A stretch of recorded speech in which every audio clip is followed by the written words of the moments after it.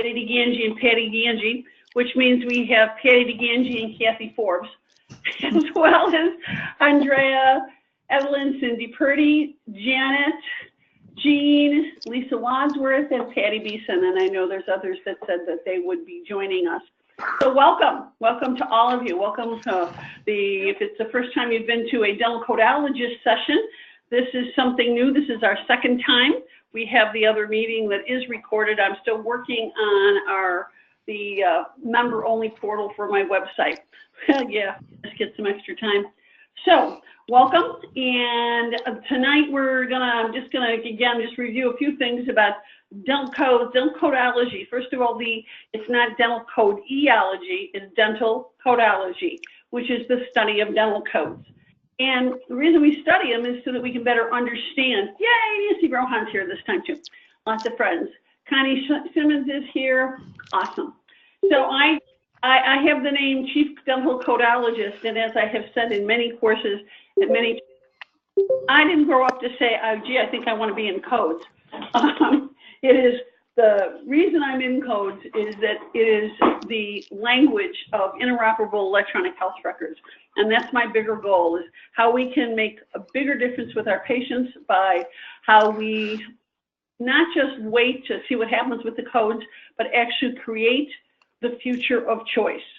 For a long time, not everybody here is necessarily a hygienist. You don't have to be a hygienist to be on this call, but many of us are. And we haven't had much of a voice. Actually, the only people who have had any voice in it, in the whole coding system, and I'm not just talking about procedure coding, I'm talking about all kinds of coding, have been others. It hasn't been us. So this group is about making our voice heard, and not just in codes, but to direct the future.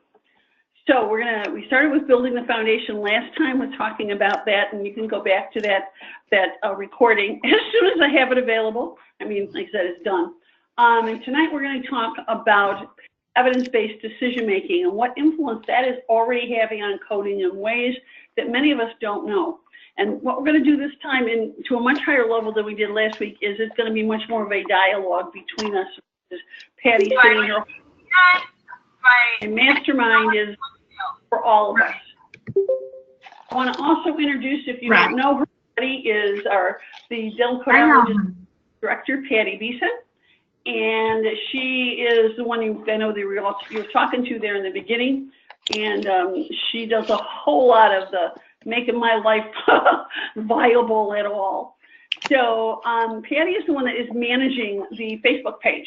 Okay, we have a private as part of your membership, and you need to be asked to get on there, and then she will have she'll let you in, because again, it's exclusive for us. And the idea of that Facebook page is that we can talk between us in between our mastermind sessions. It's a great way to connect with each other, because the idea is that we all have, you don't have to wait for me. As a matter of fact, Patty is managing that. So the questions that come up there, she checks with me and she will write, answers, but it's as much for us to discover answers between ourselves. So again, please ask to join. That's what it looks like. It's the dental codologist. That's how you see it's a closed group, and you need to be, again, asked to join, and we really want to see more activity on it on a regular basis. Another one of the membership benefits is discounts on dental codology books. So let me share with you that Cindy Purdy, one of the people on this call, and I are working on teledentistry critical choices. And Cindy, we'll have that done when? Oh, before the Greater New York meeting, right, Cindy? We're getting there. I've been told. So I've been told. Oh gosh, that was on recording, Cindy. Offer to you, the dental codologist members, a 50% discount. We do have it on. I do have it online. You can't really see it on the page yet. Hopefully, within the next 24 hours, you should be able to see it on the dental codology website. But what I want you to actually write down right now is DCM. DCM is your discount code where you get 50% off any dental codology product. Okay? And that's using the DCM. Anytime you get any products, you can get that 50% off. That's one of your perks of membership. Also will be coming soon, hey Cindy, I have to have this one done by next week, is PT Shifts, and that's about what's new that's coming up in 2018, and there is some exciting things with the teledentistry codes, with the code for HbA1c, chairside testing, and many others that are really going to move us into further oral systemic measurement of what it is doing in our procedures. So I also want to offer, for the first time, and this one I find extremely exciting, and this is based on a new code this year, is savings on products and services from other dental codologist partners. As we all know, we have this new code, the D4346, in the presence of generalized moderate to severe gingival inflammation, full mouth after early evaluation. Let me tell you, I get questions upon questions upon questions. It's what my whole year has almost been about, is courses on this subject. It's the one that we hygienists, this is a code that we've been asking for years, yet now that we have it, we don't quite know what to do with it. So and that's why it remains out of focus. And since I wrote the chapter in CDT 2017 and 2018 Companion, I kind of get an early look at things as they're finalized by ADA. And that was the case last year. And so over the period of the last, well, yeah, it's closer to 2 years now, that this code has actually came into existence March of 2016. These are the 8 points. I come up with 8 points that are really important to understand about these codes. I call them the focus points. That it's fair that this new code is therapeutic, not preventive. It's an oral evaluation that needs to come before care. It's not age-based. That means all patients must have perio charts and current radiographs. And I have that highlighted for a reason. Gingival inflammation must be documented at greater than 30%. You also have to have a diagnosis documented. It's a full mouth code, so no other scaling codes are on the same date. And D490 doesn't follow it. So I call those my 8 focus points. But the reality of it is our technology and our charts don't even support this at this point. We talk about, one of the things that you have to show for this code is the absence of periodontitis. Well, periodontitis and the line between the gingival diseases and periodontal diseases has always been on bone height. And even when we actually measure bone height, we've usually got no place to document it. That's a problem in itself. In the same way with this new code, it talks about there needs to be greater than 30% of the teeth that have inflammation. Inflammation being defined in the low and stillness. How's that for an old reference? Low and stillness gingival inflammation index at a 2 or a 3, moderate to severe. Oh yeah, that was a bunch of blah, blah, blah, blah, wasn't it? Becky Logue, who is an entrepreneurial hygienist, created something. It's called, and it's like, I was talking, I can't tell you how many people I talked to. And they're kind of go, yeah, that's important. We probably should get that up there. She's the inventor of the dental rat, and she created this. And write this down. I have that up there. I'm going to show you a video in a second. A quick example of how the calculator. Wait, Becky, I didn't want you to start yet. Anyway, this is, write down that because it's a calculator that is a very low cost. For you, it's going to be free. I'll tell you what that is, but let me have Becky explain what this is first. After doing your periodontal charting, then you'll go through with your interproximal brush and mark the amount of inflammation per tooth. So you start out with how many teeth the patient has, and we'll say John Doe is missing his wisdom teeth. So we'll go through and mark the areas of inflammation as suggested on the low and stillness scale. So a 1, 0, 1, 2, or 3. Watch this down the here. Calculator automatically figures with the 2s and 3s, giving them 1 point. 0s and 1s automatically aren't getting any. And you'll see it'll give you your total inflammation score and your total percentage of inflammation. You can either do this with your keyboard, or we prefer your dental rat, because then you're not touching anything or having to call a second person in. It's not exactly so covered as with reckoning the DCOS. What's this?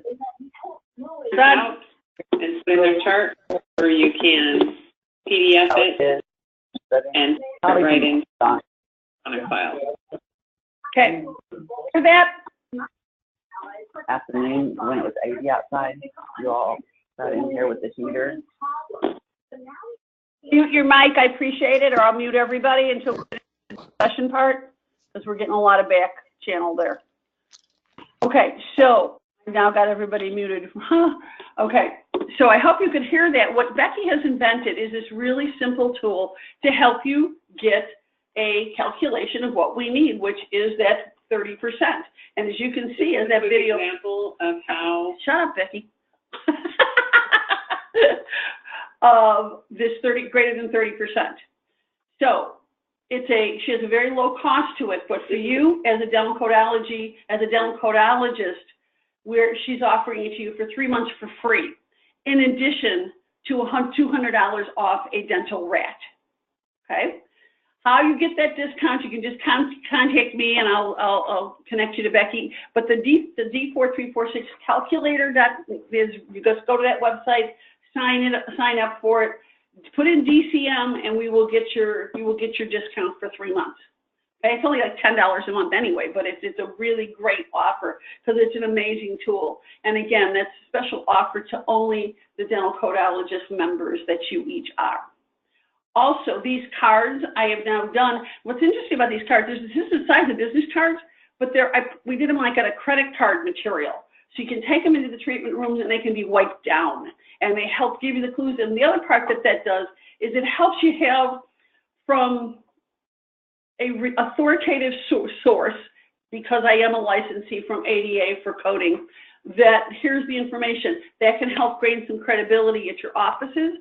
And if you want more of these, you go online to the, again, the dental codology and order as many as you want. Now, I still haven't figured out how to get the shipping fee off of there, but I credit as soon as I credit the shipping fee. There isn't any shipping fee. So these are all free. These are all things for your benefit. So with all that is the prelude to tonight, I want to talk about our discussion of how evidence-based decision-making, evidence-based dentistry is involved in our procedure coding. In order to do that, in order for us to really talk about these 3 questions that we're going to explore together, let me give you a little background. I hope you got a chance to read this article. It's an article Shirley Gudkowski and I wrote a couple of years ago for Modern Hygienist. Kevin Henry was the editor at the time, and he said he wanted feisty articles, so he asked Shirley and I. Woo-hoo-hoo, cool. So what this really was about, and this has been my hobby horse for a while, is how the idea of evidence-based decision-making has some great credibility, and there's some important reason we use it. But how much is it being manipulated? How much hype is around it? And we need to become better scientists around this. Now, one of the studies I used, that one of the things I talked about in an article, in case you didn't have a chance, was at one point in time, there was a code for gingival curettage. That code was removed. That happened in the early 2000s. Now, part of the reason that code was removed from the CDT book was based on a very strong position paper by AAP, the American Academy of Periodontology. Now, that position paper is still on the AAP's website, which means they still, as an organization, say this paper has currency, because otherwise, why is it on their website? Now, the paper was written in 2002. So, I mean, we got to give it a little bit of, okay. Now, 15 years have gone by since then. Has there been more evidence to influence maybe what they think on this? I don't know, but they haven't changed their position paper. That position paper gives all of their rationale of what they believe is why the gingival curettage is not something that needs its own code, okay? But when you look at the references, and this is the key part, when you look at the references, there is like one reference from this century. Okay, so it was written in 2002, but again, they have it on their website as if it still has currency. Then there are a couple of references from the 1990s. There's a couple from the 1980s, and back from there, they went back to 1925, 1932. Now, What I believe is the case on that one is that is not evidence-based decision-making. That's deciding your position and then finding the evidence to support what you believe. That's not what EBD is supposed to be. EBD is created and is supposed to be take all the data that we have. We have so much data, but data is just raw potential. Information makes it usable. The whole EBD process is to give us better usable information. It took me a long time before I found a visual that I thought really could represent what I think about EBD, because evidence-based decision-making is so often just not about the evidence. And we forget why we're doing it. Well, that's what's in the center. It's to improve patient outcomes. And it really involves three parts. And yes, it's the best available clinical evidence, but it's also our individual clinical experience. Oh, that doesn't say clinical, does it? Do you have any idea how long you've been using that? And it says cynical. Okay, individual clinical expertise, because we do learn as we go. And then the really important part is the patient's expectations and values. We keep beating on people about something, about our patients about flossing. They've told us for years they ain't going to do it. So why do we keep doing it? Evidence comes in a lot of different ways. Now, what does this provide? Well, the idea of EBD is it's supposed to be systematic, again, for managing the overwhelming amount of information, but it's more importantly to reduce the variations in practice. Now, we know that somebody could go to 3 different offices and they get 3 different treatment plans. But I don't know about you, but I've also had the experience you go to 3 different dentists in the same office and they'll get 3 different treatment plans. They go to 3 different hygienists in the same office and they'll get 3 different messages. See, that's what we're talking about with the reducing the variations. Why is there so many variations? Well, part of it is the rate of adopting new knowledge into practice is very slow. Or I'll quote again Shirley, who says it takes a good 15 to 30 years before new things actually get adopted in dentistry. Yeah, you heard me right. I said 15 to 30 years. It's amazing what people think is new. Now, we have had this, for scientific evidence, we've had this pyramid, and for a very long time, the random control trial, or the RCT, which I think stands for root canal treatment, was the highest level on our pyramid. But that's no longer the case. That's no longer the case. What we've moved into, and this has to do with our ability to look at data and our ability to bring data together in a different way, is the systematic review. Now, what a systematic review does is it looks at a particular question, asks a particular question, and usually it's a comparison between 2 treatments, modalities, products, different things, and they gather every study they can find that answers that question. I'll explain who the they is in a minute, because that's the really key part of our understanding here. So we gather as much data as they give studies as you can, answering a single question. Then the analysis part, the meta-analysis is the next step. What that does is they put the information together. Now, first of all, they've got to have criteria for it. Should a study be included? Does it really show what it says it's going to show? Can we compare things? This is where we started, just this analysis part, we've started to realize that there's more problems with our science than we thought there were. For example, and I say this in my courses, is some perio studies where perio probing is measured in grams of pressure, and some other perio studies, they're measured in newtons of pressure. Now, I don't know about you guys, I don't know the difference between a gram and a newton, because I pretty much think a newton's a cookie. But anyway, that's why you might have, in the beginning of the systematic review, there might be 200 studies that are identified. But after the analysis part is done, then there might be only 15 that are accepted. Could it go that low? Yeah, it could. It could. But from that analysis, then, a conclusion is drawn, and that conclusion becomes a practice guideline. This is the key. Practice guidelines are what's known also as best practices. Now, in dentistry, that's not a term we're using yet, but boy, are they using it in medicine.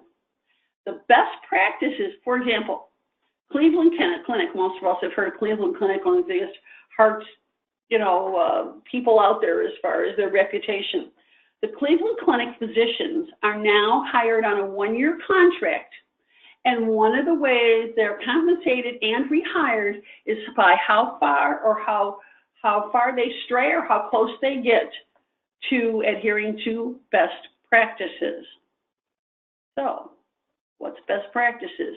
Well, best practices, again, that description I just used of the reverse scientific literature is there, and it's determined by which treatments are the most helpful to the greatest number of people, and then it has the official backing of an association or whomever is doing this. There's different people and different bodies that do it, but then carriers, dental benefit carriers, and health, Medicaid, Medicare, all these different groups will look at those and use them as guidelines to determine payment. Did you see the cycle? Well, it's happening in dentistry. Most of us don't know it. And where it's happening is right here. ADA is building best practices. Because as you can see, there are the clinical practice guidelines. Now, if you go, well, I'll tell you where you go for this, all this stuff. But this book talks about the entire process. They explain the science behind it. They explain the process. But I want to show you a few things about it that's just very interesting. First of all, I got this today. First of all, they know me well. They're calling me Dr. DeGangi. Okay? And it's talking about that ADA just came out with the updated guideline to help member dentists appropriately evaluate patients' risk of oral cancer. And this, they've got a chairside guide. Download this guideline today. Okay? That's what it looks like. If you're not familiar with this, you need to be familiar with this. The ADA Center on Evidence-Based Dentistry. It's really easy to find out. You put in EBD, ADA, and you find it. Okay, I'm going to go live, and Patty, text me, because then I have the voices turned off, if this doesn't go to the internet properly. Okay, are we on the internet?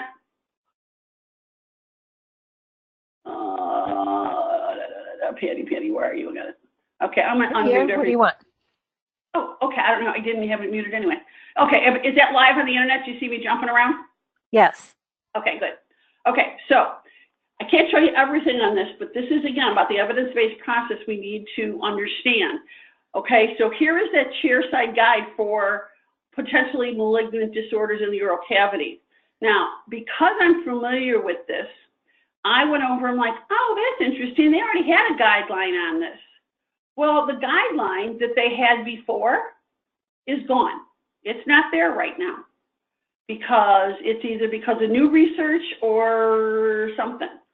So if you look at, these are the guidelines that are currently in date. So there's the new one.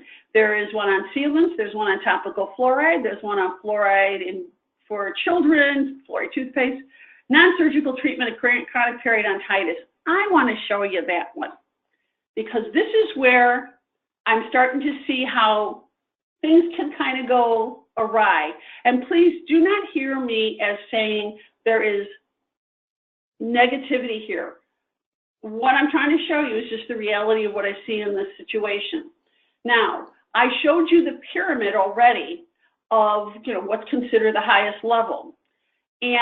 But what's interesting about this chairside guide, I'm going to pull it up here, and I'm actually going to make my screen bigger so you can see it a little better.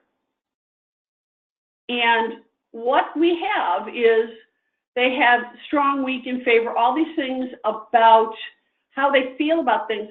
But one of the things with this EBD process, it's supposed to eliminate, and I even heard him say at ADA headquarters, to completely eliminate bias.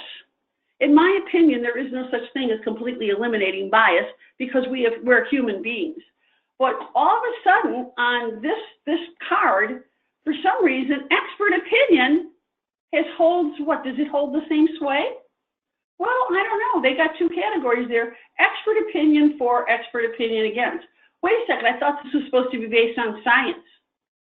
So what we have here is, if you look at what we have here, is scaling replaced with doxycycline, with systemic antimicrobials, and with locally delivered antimicrobials. And all of a sudden, There's expert opinion.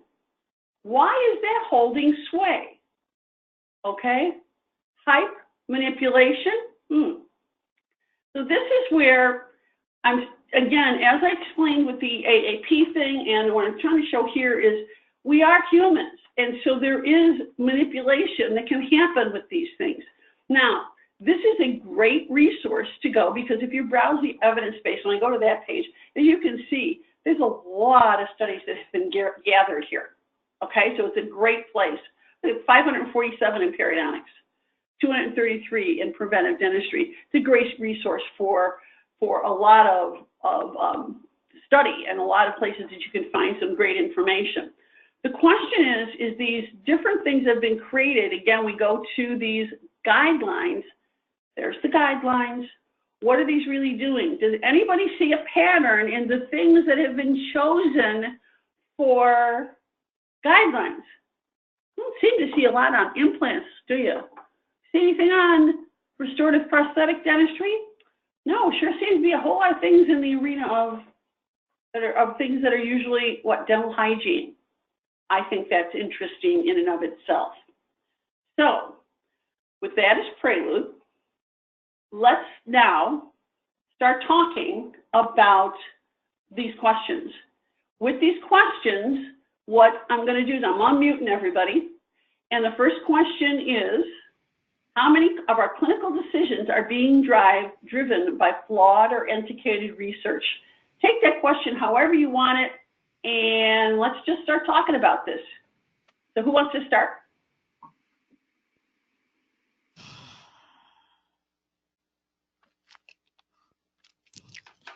Okay, I've got the list. I'll just go down the list, call your name. No, I'll talk. This is Cindy. I don't even think we can even say flawed or antiquated. I don't even know if there is any research on a lot of the things that the procedures that we're doing. Yeah, that a little bit more, Cindy. I'm sorry, what? On that a little bit more. Maybe it's been a long time since I've been in school too, and I don't remember it, but I can tell you that I do everything that I was taught to do in school, but I don't do any of it the way I was taught in school. Okay. Well, I think that's a really interesting. Anybody want to jump on that? Cindy. I mean, I still scale, I still polish, I still take blood pressure, but I don't do any of it the same way. I don't use the same instruments, but I can't really tell you that I have research on the instruments that I use, or that I have research that my wrist cuff is better than the old sphygmomanometer. So I don't know that there is research for all of the things that we do.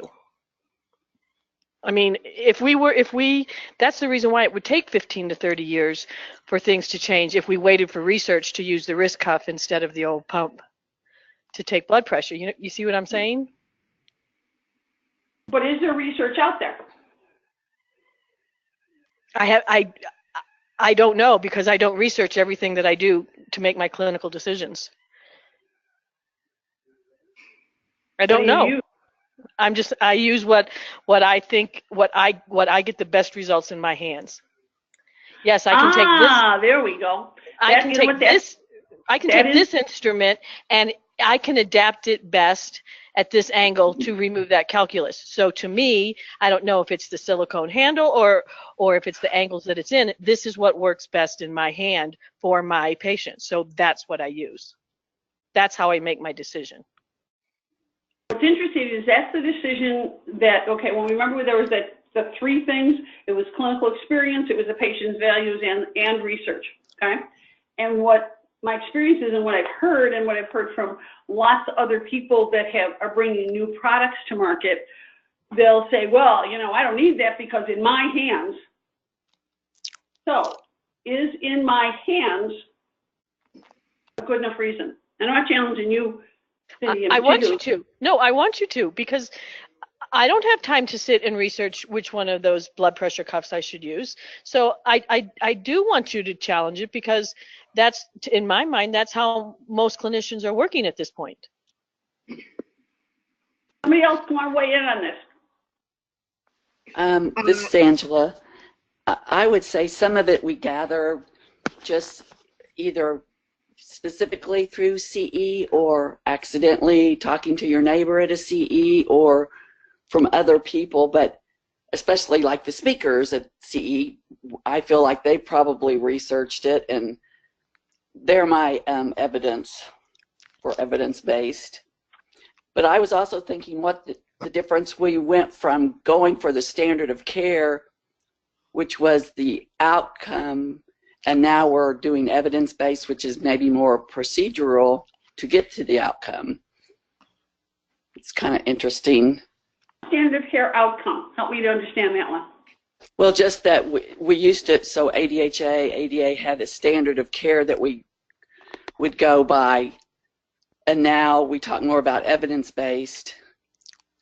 The standard of care hasn't gone away, but I wonder how that will change as we move to the evidence-based. I think a lot of that may change, just like we got rid of curettage.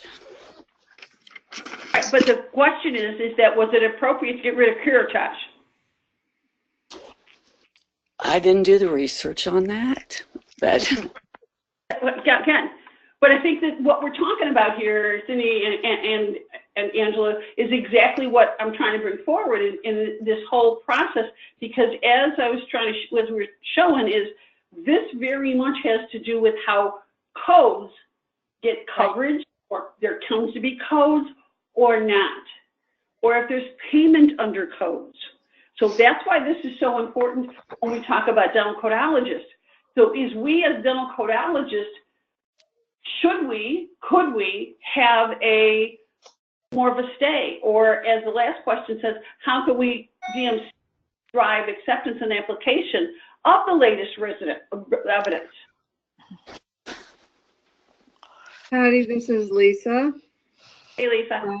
When I see the incorporating new and emerging research, I think of our young hygienists that we mentor or our consultants to the practices they're in. We need to bring this information to them. We need to direct them to the places that you've suggested and bring you and others in to talk about this. And as far as us in this community, your members, I think we have to bring it back to the practices every day that we're involved with, of how important it is to use the 4346 as an example, because hygienists have wanted it for years and now we have it, yet it's very difficult to have reimbursement for it. So maybe within this mastermind, we can come up with our elevator speech on how do we bring this forward to insurance companies and let them know that this is really going to save them money, because unfortunately it comes down to the dollars. I've been involved with having practices leave insurance companies and become fee for service, but that's becoming more and more difficult every year. So if we can help our practices use the code and get reimbursement, maybe that has to be our driving force. Does anybody have any idea, Lisa, about how we can influence that, about getting increased coverage?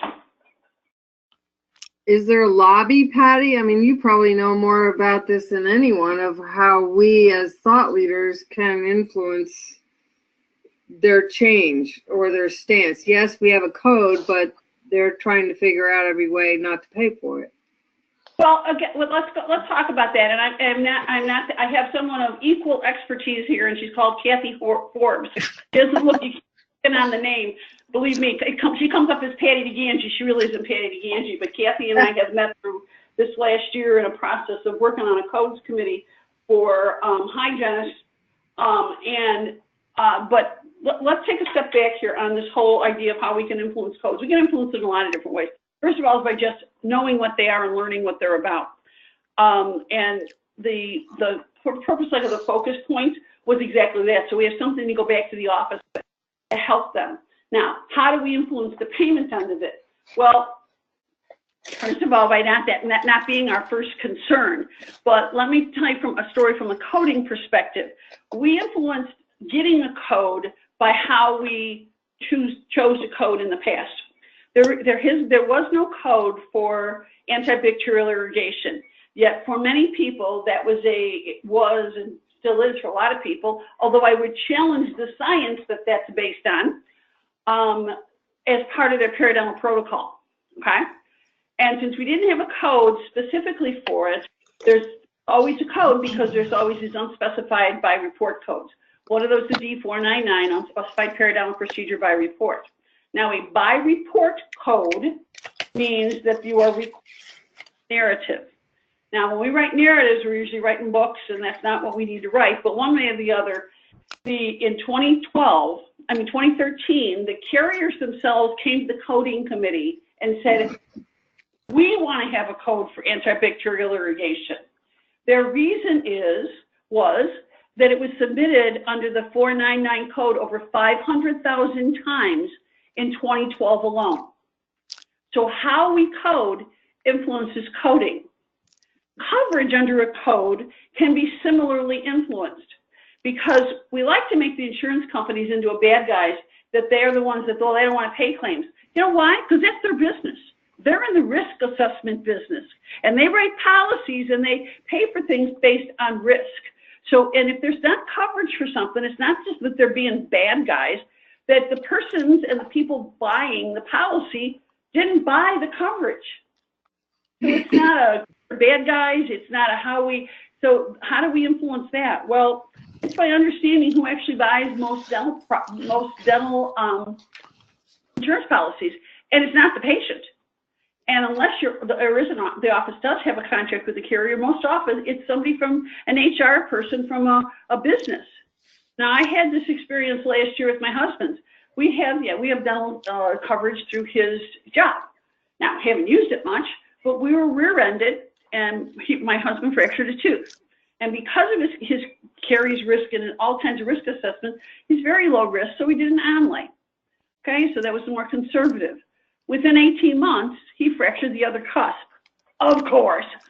So, we submitted, the office submitted using all the stuff I recommended for the full coverage crown, and it was rejected. So I wrote a letter and I challenged them, and it took another 6 to 8 weeks or whatever, and it was rejected again. So I went to the HR person at my husband's job, and I said, I need to talk to you about this, and I had sent him the documentation. He says, well, first of all, you keep talking about dental medical necessity. Is it dental or is it medical? And I said, yes, it's both.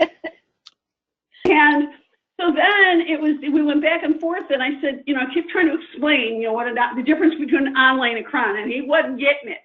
So finally I said to him, I go, okay, let me put it this way. 18 months ago, we broke the bottom half of his arm, and it was covered for it to be fixed. Now we broke the top half of his arm, and it's not covered. And he goes, that's stupid. I go, yeah, yeah. And then he says, well, I really don't know. I know medical benefits. I don't know anything really about dental. Now, that's just my personal story, but did I influence him? I tried to. I did tell him that I would, when he's looking at a dental policy next time, I'd help him look at it. He hasn't contacted me. But what I'm trying to get across is how this stuff works. Kathy, do you have some more input on that, on influencing coverage? And well, I need to take one step back before I answer that question. And our profession as a whole, I believe, needs to recognize we need to educate patients on what's appropriate for them, whether insurance covers it or not. I don't know how many times you and I both, people talk about insurance codes, and these aren't insurance codes, they're procedure codes. And by getting, the irrigation code that you talked about is a classic example. If you do it, send it through anyway, whether it's a benefit or not. Educating patients on this particular, let's say the 4346 is the most appropriate treatment, your plan may or may not benefit it. So we need to come up with some kind of budget or some kind of internal way for you to pay for that procedure. It isn't, since they don't pay for it, we're not going to do it. A line I always like to use during my courses is, we're not going to withhold treatment just because your insurance won't pay for it. Because we've got to change that mindset that we have, that if it isn't covered.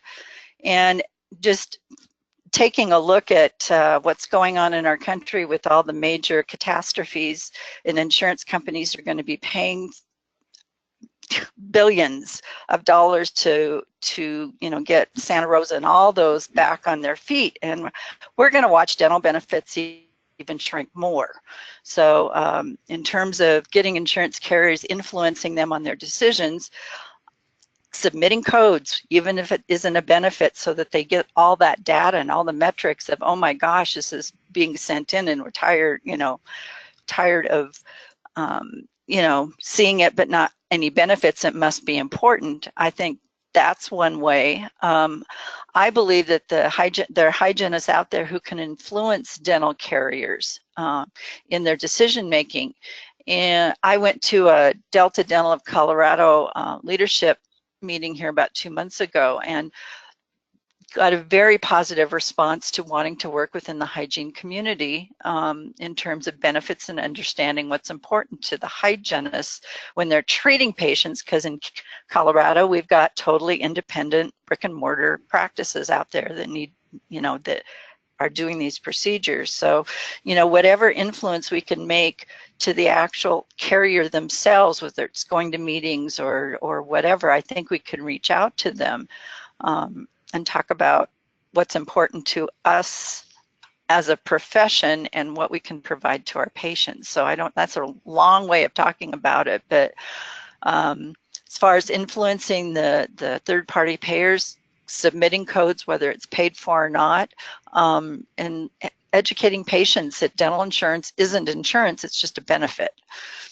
And I guess off on that, Kathy, kind of reminded me of the question I keep asking myself recently is, we know that most benefit plans still cover maybe $1,000 to $1,500, which is the same as it was 30 or 40 years ago. And yet, I was just before this, I was asked to review a course on mini implants. Okay, they only have $1,000, $1,500, and we seem in dentistry to be able to talk them into these $5, $10, $15, $50,000 cases. But yet, when it comes to anything in the preventive end or in the hygiene end, we got to cheap it up and figure out the way we could do it. Why is that, guys? When we know this is where the research really comes in, this is where the science really comes in. Which is more cost effective? Repairing teeth and doing all of that stuff, or prevention and what we do as hygienists? So the question then becomes is, who's making that be? Insurance carriers are doing that? The business office is doing that?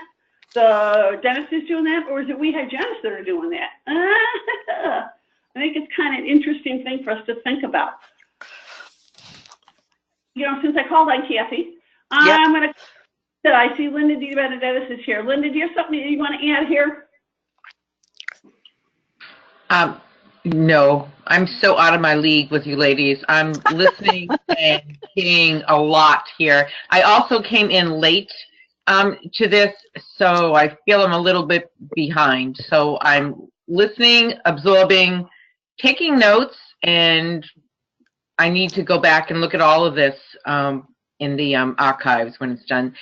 So I honestly, I'm sorry. I have nothing intelligent to add. By the way, I love the term evidence-based because so many times when I'm not getting the right term, words in my head. Many times something has come out and I thought, I know that. I figured that out on my own. To me, evidence-based is what I have learned sort of on my own with the help of all of the speakers and courses I've attended. Things that I have learned through 40 years of clinical practice. So a lot of that is my evidence-based. I'm sorry, I know I offended a lot of people, but I'm going to shut up now. I don't know. Did anybody feel offended? No. No. In any way. I mean, that's the whole thing, is we all have evidence from our own experience. Remember, part of evidence-based decision-making is our experience. It is our experience. So, Linda, you are not behind anything. There is no behind, ahead, whatever. This is the reason why this exists, because this whole area of what we do and how it's connected with coding is not something that's ever really been explored very much at all. And as Kathy said, and I keep saying over and over in all of my work, is it's about metrics.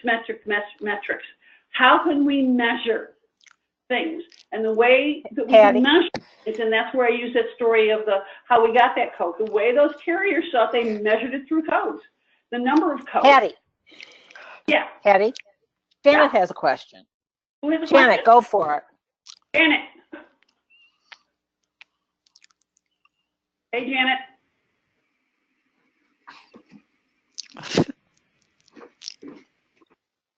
Everybody's thing's on, so you should be able to hear you if you have your. It says you're self-muted, Janet. You have your mute.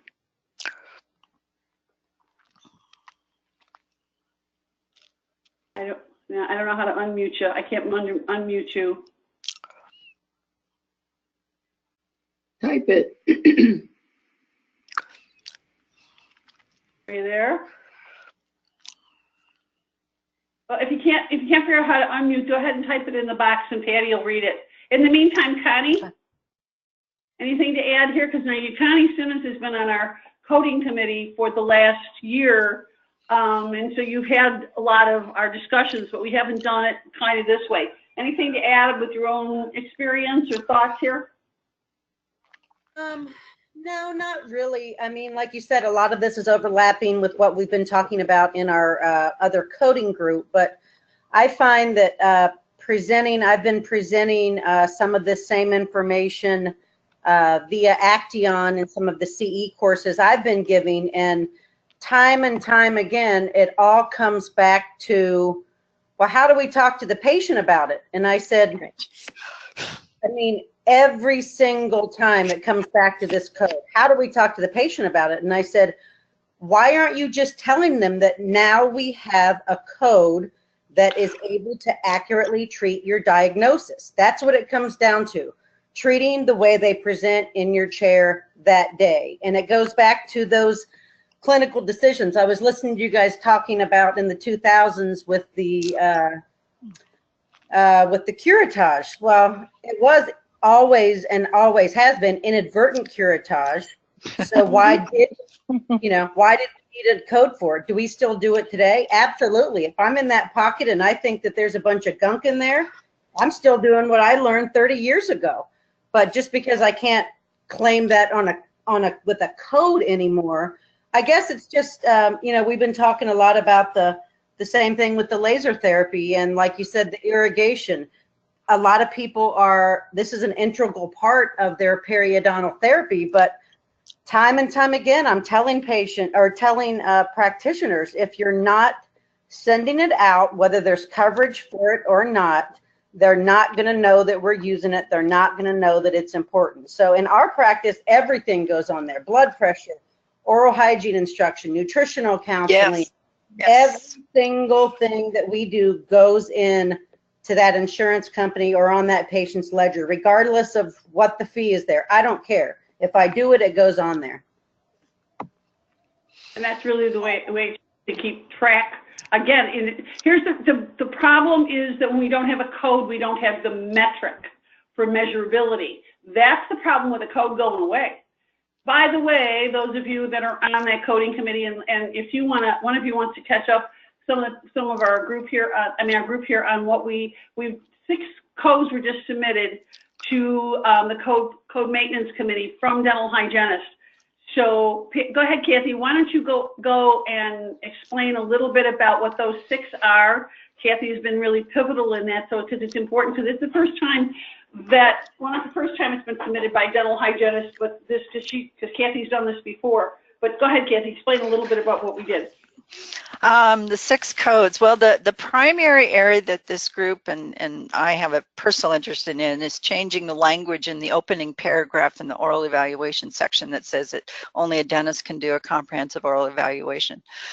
And so we rewrote the paragraph. So we're submitting a rewrite of the paragraph, taking that out. And we have references, we have supporting docs out the year that show that dental hygienists can certainly do a comprehensive oral evaluation. And I even have it in emails from a year ago when I asked ADA, and ADA said that if it's in your practice act, you can bill it, but then that's in conflict with the CDT book. So we wanted to clear that up. So along with that, we're submitting a revision to D4150, comprehensive oral evaluation, taking that it's done by the dentist. So we want to make those, just like in medicine, those codes are procedure codes. They're not provider codes. In medicine, it's any medical, those 68,000 CPT codes, either, the qualified healthcare provider based on Practice Act bills what they did.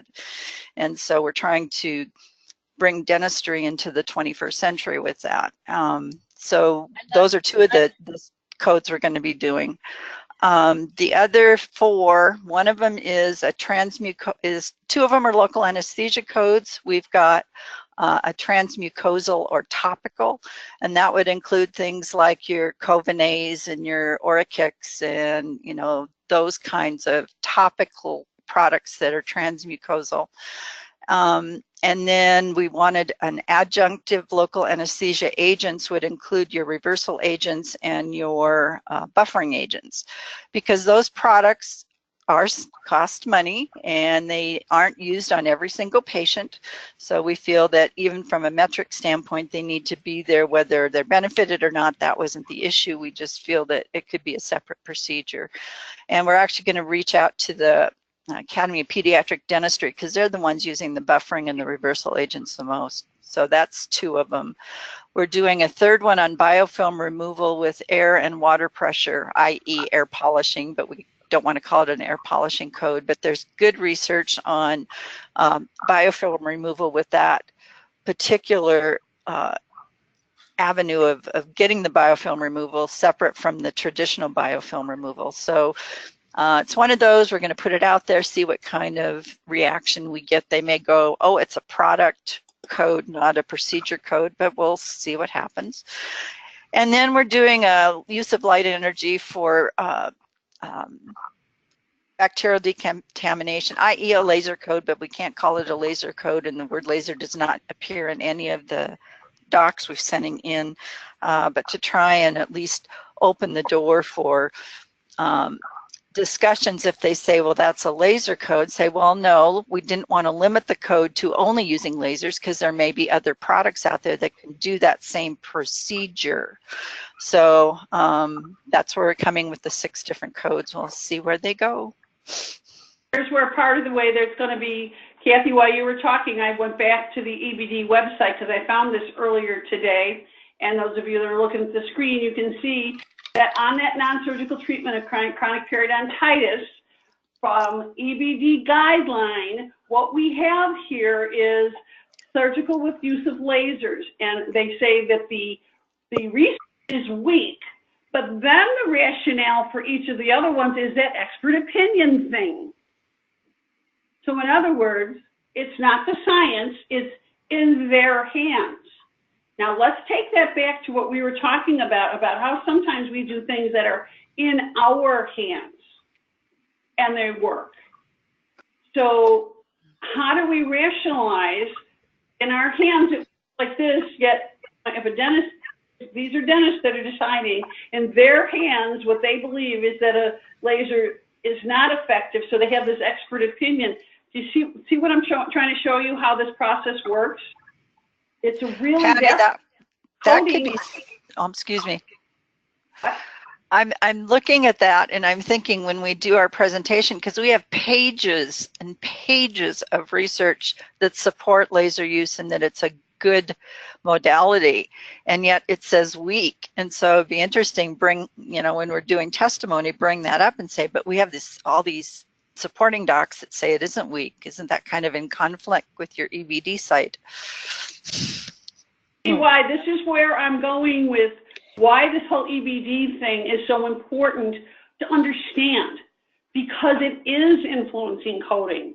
It is more than just in my hands. It is more, it's very far reaching, yet in that whole process, because it's an ADA process, what say do we have in it? We meaning dental hygienists or assistants or office managers or other people that have also influence on the system.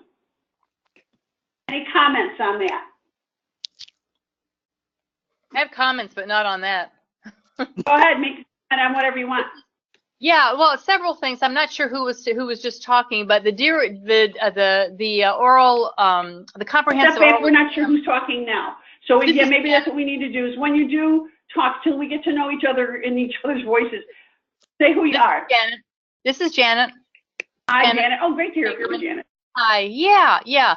On the comprehensive evaluation, I mean, I love that what you're trying to do with that, because in my experience, over half the time, the hygienists are the ones that are really gathering all that information anyway. I find that a lot of times doctors are sorely lacking in what they call a 0150, when half the information has not been gathered. It's the hygienists that do the gathering. So I'm glad to see that going in that direction. Another thing, I mean, have you thought about the whole concept of the SRP code? I mean, we're not really planing anymore, so it's not all that descriptive of what we do. That's something that maybe needs to be changed. Well, Janet, this is Kathy. Hey. This group definitely talked about the definitions, and we're going to put that on the front burner for next year. We wanted to, we've already started talking about that and had people start thinking about terminology, but definitely definitions. I hate the word prophylaxis. Reminds me of a condom, I guess, but we're going to do all that kind of stuff in the next go around. So certainly anybody that would be interested in that could get in on the other group that we're on and join in, because we can use the more people that can come up with different terminologies. That would be awesome.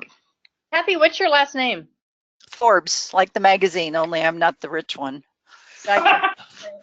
I have one more question that's a very practical question. I don't know if we have time or if I should shelve it. No, go ahead. All right. So with the new gingivitis code, when our offices are going in and they are coding it as the gingivitis code, but they're contracted with certain plans that are downgrading it to a prophy, is it still worth it for them to go ahead and submit the supportive documents, the narrative, the x-rays, whatever, and resubmit it if necessary? Should they still be doing that, or is it sort of a waste of time? I mean, are other people getting paid for that? Should my clients just say, we're going to go ahead and submit the code because that's what we're doing, but as long as we know we're going to have to write it off, why should we go to the extra effort of submitting all this extra material? I've got the answer for that, Janet. Oh, yeah, I have an idea too, Patty. This is Kathy. It's really important for all of us to understand. The requirement of coding, that you use the code that most accurately describes the care that's being rendered. To change a code because of coverage, whether to increase coverage or whether there is coverage or not, to change it just for the purpose of increasing payment is considered insurance fraud. I'm not talking about changing the code. Oh, yes, you are, because if we're not using the code and the code exists, it's same as changing the code, because you're really using the D1110 instead of the D4346. If the care is rendered, is more accurately described by the D4346, then the D4346 should be the code that's used. Now, Patty, I'm saying that we are submitting the gingivitis code, the 4346. What I'm saying is, if our experience is showing that certain plans are down, the plans are down coding it, We're submitting it as the gingivitis code, but they're down coding the payment to a prophy. Should we still continue to submit the supportive documentation when we submit it, or are we sort of wasting our time? You don't. First of all, you're not required to submit any supportive documentation.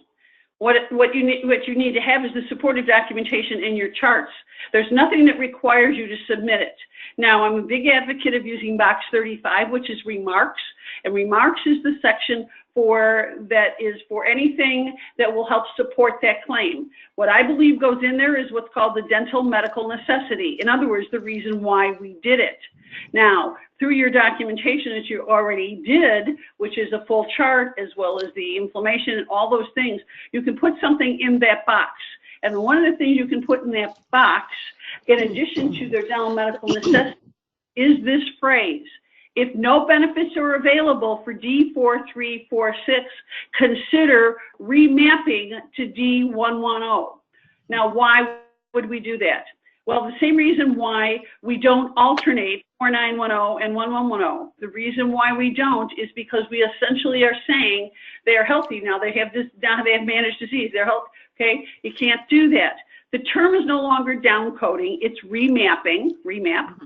And that's how we need to write the code. Has to be the correct code in the submission part, but we can use the remarks part again to ask them to remap. A carrier can remap, we can't. Right. Why? Why would we want them to remap it? Why would we invite them to do that? If no coverage is available under the code that you submit, you can ask them to remap it to a different code. But you can do that in box 35.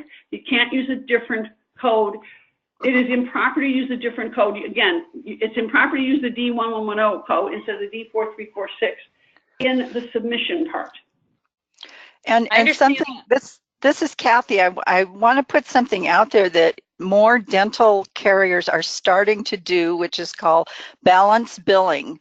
What balance billing is that there are certain procedures where you can, and it's been driven by the courts, where insurance carriers were denying claims on procedures that they didn't even ask to deny, that makes it clear. But the point is, you can actually balance bill the patient the difference, and the insurance carrier will let you do that on certain procedures. So your business people will not be real excited about having to call insurance carriers, but there are some that will let you, fine, we'll do 4346, we will pay our portion, but you can balance bill the patient for the difference. And it's been around in medicine for quite a while, and it's just, I think it's probably in the last 5 or 6 years that I've been aware of it, that you can do that, but it takes a little more research on your business department's part. So if you bill it and they, let's say, down code it to the payment that would have been an adult prophy, you can ask, can we balance bill the patient the difference? I have something to say about that. They already do that when it comes to, let's say you submit for a 2 bridges, and they say that that's not the best, most cost effective for them to cover it. So they'll say, we will cover what a partial denture will cover, and you can bill the patient for the difference between the bridges and the partial. So they are already doing that, but yeah. I haven't seen it done on the preventive side. So that's interesting. Yeah. Who was that was just talking? Connie, I'm sorry. That's all right. Thanks, Connie. Thanks, Connie. Yeah. So this is Janet. So the office manager or the administrative person would need to call the insurance company specifically and ask them for that. Which procedures they will allow you to balance bill the patient. Yes. Okay, so they don't have to do it on an individual basis, patient by patient. They can just ask them overall. Right. They should have internal policies that tell them which ones they're going to be doing that for. Okay. Okay, so let's honor, thank you. That was a great discussion there. I hope that this has helped in some ways to begin to see the process of what EBD is doing. Now we have our next call, we have on November 15th. I will actually be in Hawaii, so I don't know what time zone I'm going to be in to figure this call out, but we will still have 5 it on. hours. 5 hours earlier. 5 hours. Right now I'll it's 6 definitely hours have to earlier. figure out, and I may need some help from some people. I'm thinking we're going to talk about teledentistry, but I'm also open to ideas from the group. This is not, a mastermind. The idea of a mastermind is that we just bring our brains together to talk like we just were about whatever it is. So it's important that you have a say here. Just contact me, and we'll throw some ideas out there. Neither do we have to have that I do X amount of slides first. It's just that we're trying to get this going. So again, look ahead. Look for I put the mastermind list of dates are on the schedule for the entire year. We're trying to keep them on the same day, about the same time of the same time of the month every month. We definitely are looking for more dental codologist members from all walks. It's not limited to dental hygienists. It can be anybody. And because we're stronger together, we have opportunities to move our profession in the direction we want. Our profession defined as however we want it. If I can be any help of you, you can give me a call. I'm really easy to find. Send me a note. Use our Facebook. Of course, there's Patty looking at me going, oh, here she goes, over volunteering again. No, I'm not over volunteering. It's about how we're going to work together best to create the world that we want to live in. You guys have been fantastic. Any questions come up in between, again, just contact me. We will, there will be a place, again, I'm keeping the chat box, I'm keeping the recordings, and I promise I will get that access to you as soon as possible. We may use a Dropbox in the interim until I can get our website up, but I'll keep you posted. So thank you, and good night, everybody. Good night. Thank you, Patty. Good night. Good night. Thank you, Patty. Good night.